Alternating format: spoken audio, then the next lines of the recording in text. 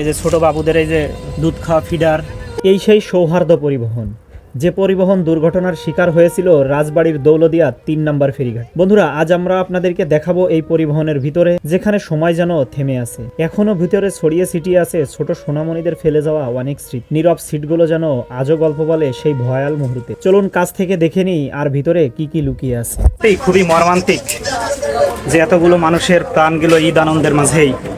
পুরো বাংলাদেশ কেঁদেছে এটার জন্য।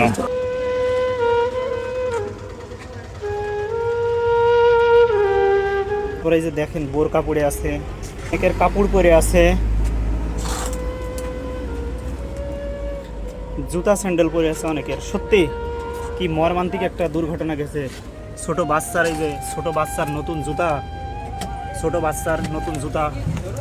এই যে ছোট বাবুদের এই যে দুধ খাওয়া ফিডার বা এই যে জুতা স্যান্ডেল পরে আছে। বন্ধ করছে কিসের